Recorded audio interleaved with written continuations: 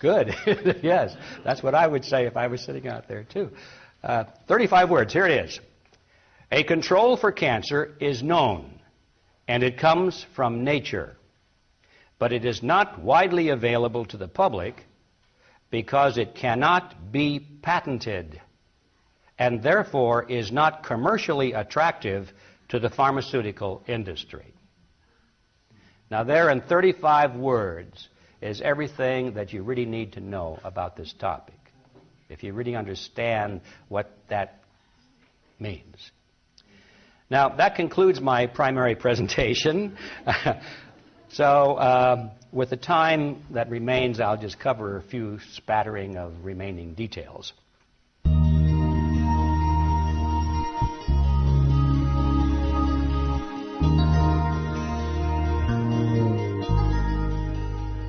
Let's overview the science of cancer therapy.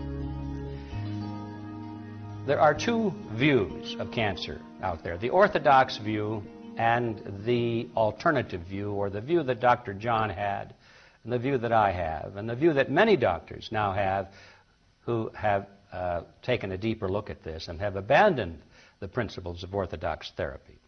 The orthodox view is that cancer is a lump or a bump.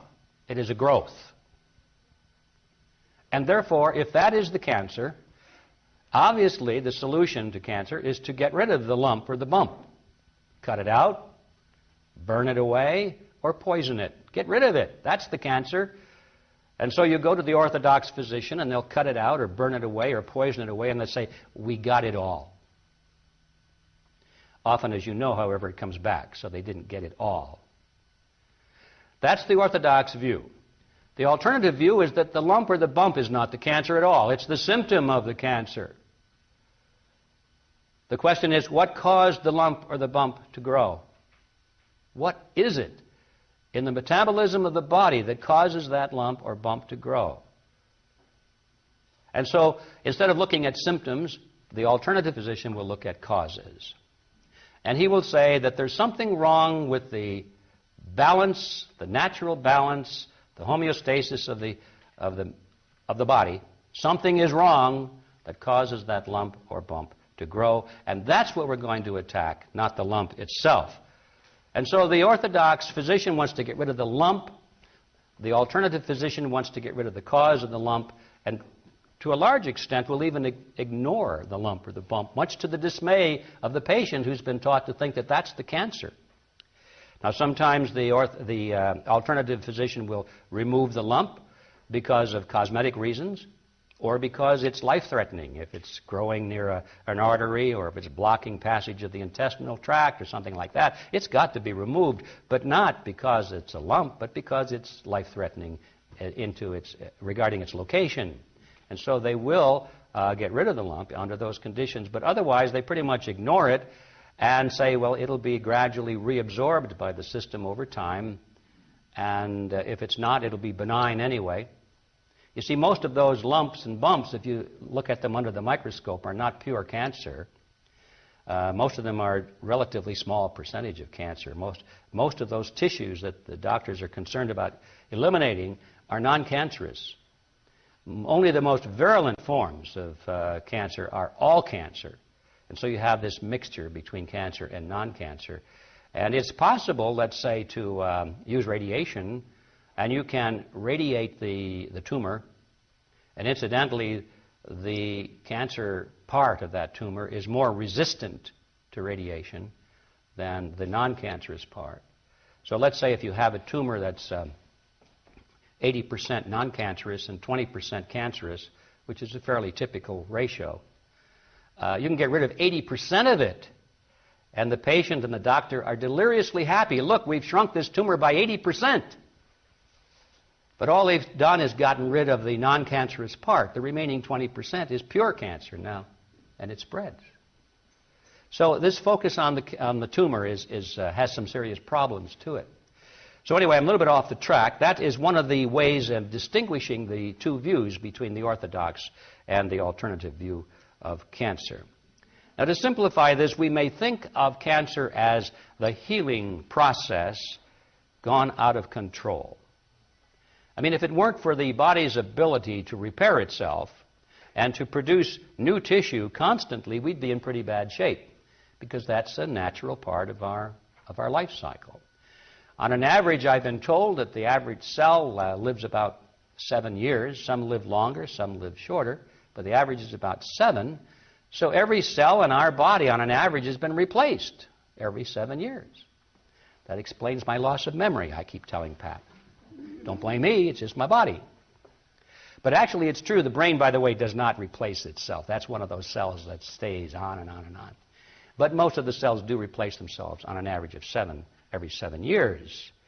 So if I were to scratch my hand just like this, what I've done is scraped away a few skin cells. Already, my body is starting a process to replace those skin cells with new cells. That's a natural part of the healing process. When those skin cells are replaced, there are signals, both chemical and electrical, that tell the system, you've done your job, you can stop now, and it works just fine. However, if our chemical and electrical signals are out of whack, then this healing process may not stop. And it will continue to heal and overheal. First thing you know, I've got a growth on my hand. And I go to the doctor and he says, cancer, let's cut it off. But the cause of it is the breakdown in the chemical and the electrical systems that were supposed to tell my body to stop healing. Now that's kind of an oversimplified but a fairly accurate view, a statement of the theory behind cancer that is held by most alternative doctors in this field.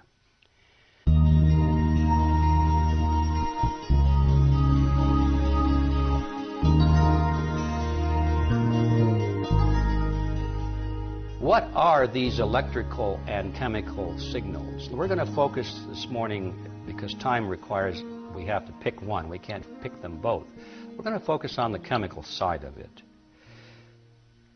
The chemical signal is not the presence of a chemical, but the absence of a chemical, or several chemicals.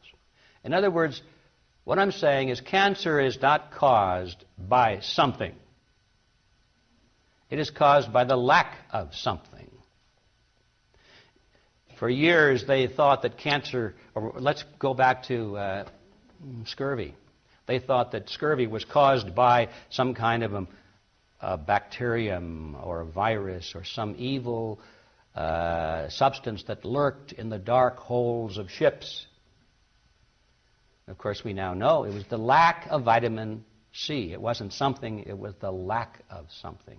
And you can go down the list with all kinds of chronic diseases, whether it's scurvy or pernicious anemia or so many of the chronic diseases of man. We now know it wasn't caused by something. It's caused by the lack of something.